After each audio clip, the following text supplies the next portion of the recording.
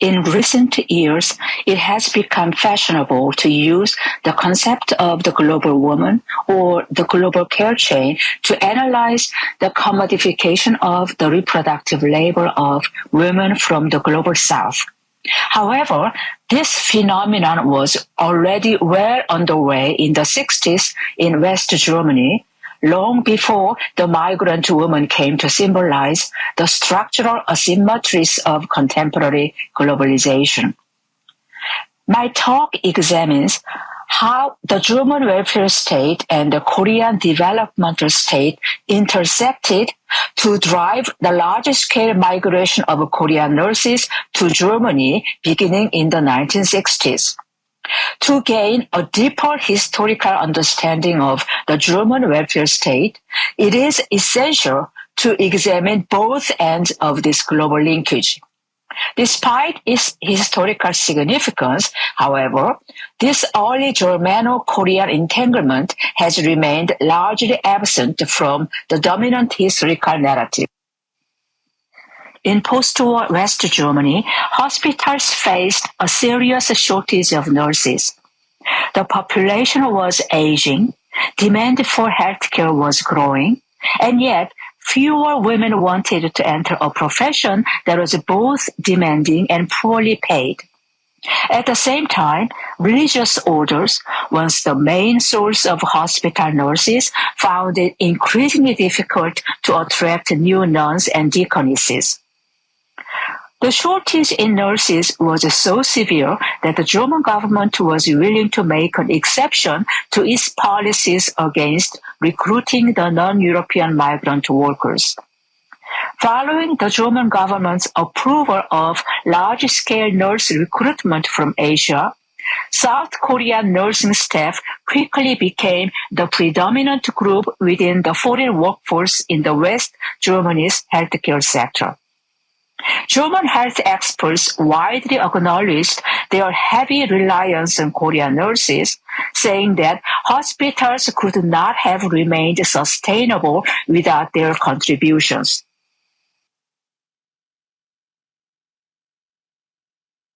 From January 1969 to April 1970, Koreans counted 83% of work permits issued to non-European nursing workforce. As of June 1972, there were about 5,000 Korean women in West Germany, primarily employed in healthcare service. West Germany's decision to recruit nurses from South Korea was not inevitable. But Germany's need for low-wage caregivers fit neatly with South Korea's development plans, linking the history of the West German welfare state to a wider transnational context. In South Korea, women played a distinct role in the country's development strategy. During the 1960s and 70s, they were mobilized in various ways to support national development, working abroad to earn foreign exchange and support their families, laboring as industrial soldiers in export processing zones, and serving as sex workers for U.S. soldiers and Japanese tourists. The Korean nurses were only one facet of this larger phenomenon. South Korea was among the first Asian countries to make large-scale labor export a cornerstone of its development strategy under Park Chung-hee, who seized power in a 1961 coup d'etat, ushering in nearly 2 decades of political repression. Park deeply admired Germany, and he believed there was a strong affinity between the two countries. His 1963 book, The Country, the Revolution, and I, even included a chapter entitled The Miracle on the Rhine and the German People. Although Park attributed West Germany's economic miracle to an unsurpassed love for order and work, he also pointed to a German legacy of strong leaders. Quote, "It is a fact that Bismarck and even Hitler were men who achieved important things for their people. Therefore, It is no exaggeration to claim that the post-war miracle rests on good leadership, end quote. The miracle on the Rhine thus served as an inspiration for Korea's economic transformation, often termed the miracle on the Han River.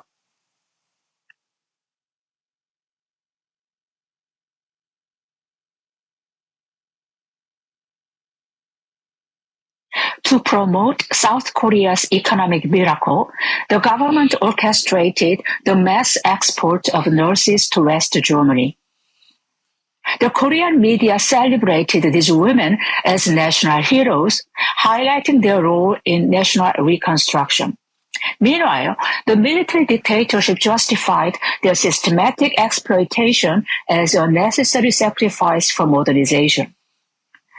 The export of nursing labor was directly organized by the state. In 1965, the government established the Korea Overseas Development Corporation to promote overseas labor migration, thus bringing the export of caregiving labor under state control. Korean nurses were recruited exclusively through government channels. German hospitals had to submit their request to the Korean embassy in Bonn after securing labor permits from the German government.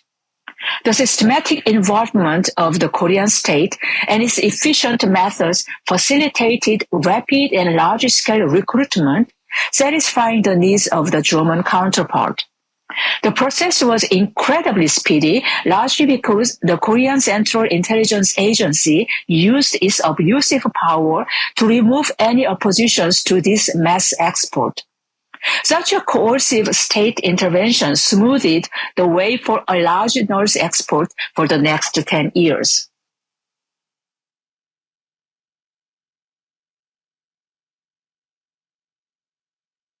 The year 1966 marked a pivotal moment in the recruitment of Korean nurses for employment in Germany.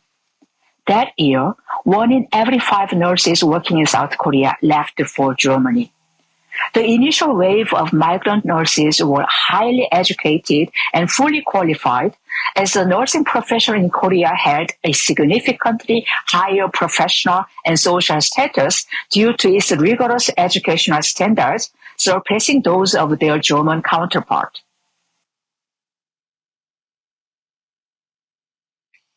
Korean training and licensing requirements were modeled on those of the United States, where nurses were regarded as medical assistants to doctors.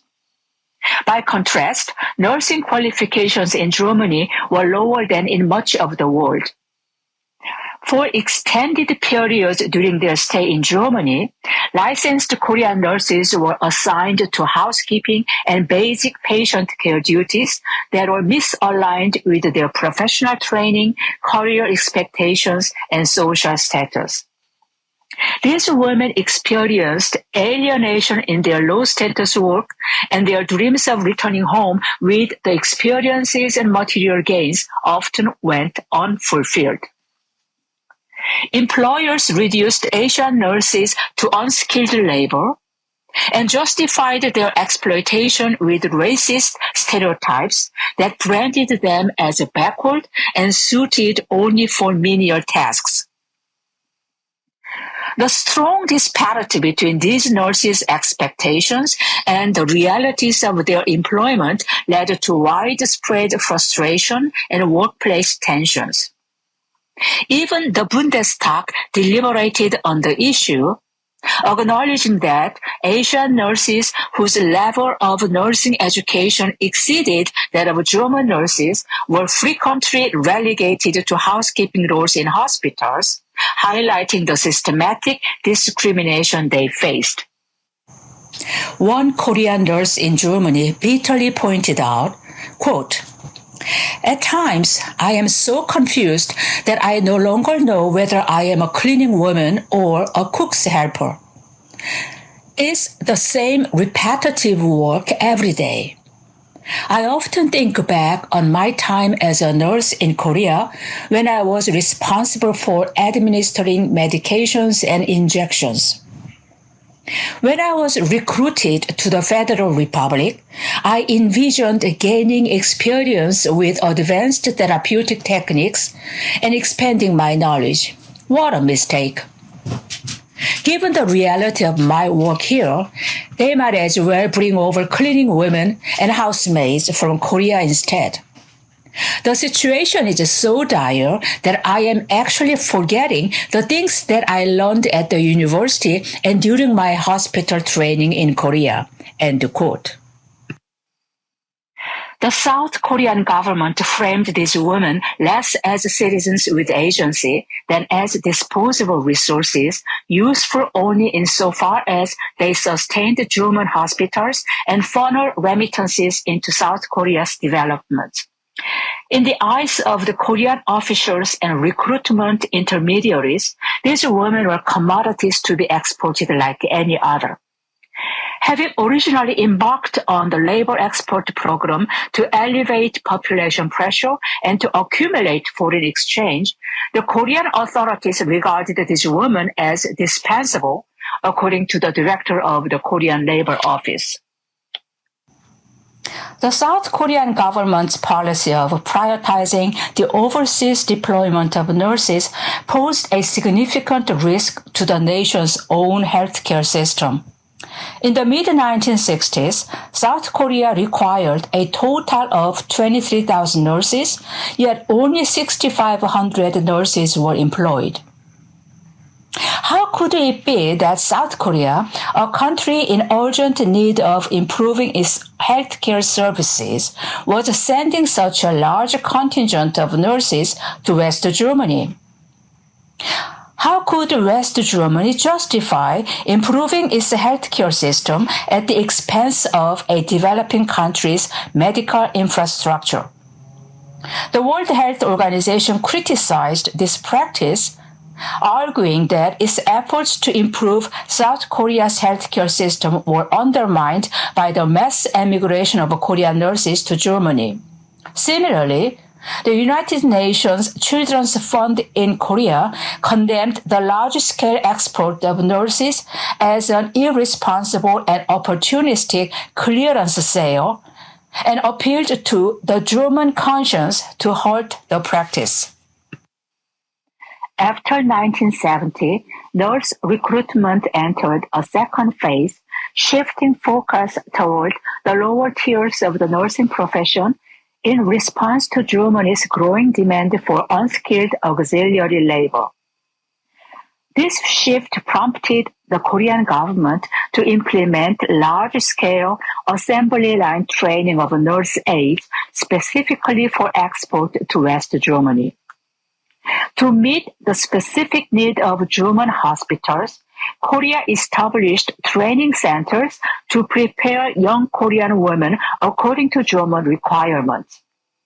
However, because their stay in Germany lasted only a few years, many returning workers encountered systematic barriers, struggling to re-enter the workforce or forced into prolonged unemployment, highlighting how the overseas labor system left them vulnerable and precarious.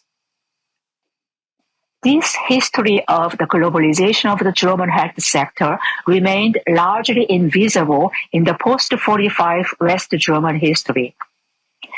In doing so, it obscured the deep structure of the first world's dependence on the global South for the supply of skilled and semi-skilled labor force.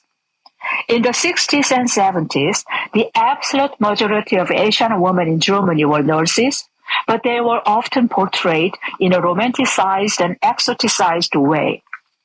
The effect of this prevailing cultural representation was to repress or erase the role of Korean migrant nurses from the post-war German history and memory, particularly their central contribution to West Germany's globalization. It was not until the early 2000s that fragments of the history of Korean nurse migrants began to emerge. In recent years, post-colonial and global German studies have made visible the presence of the global South and non-Europeans, along with their knowledge and skills, demonstrating how German national history was constituted transnationally and globally. Thank you very much.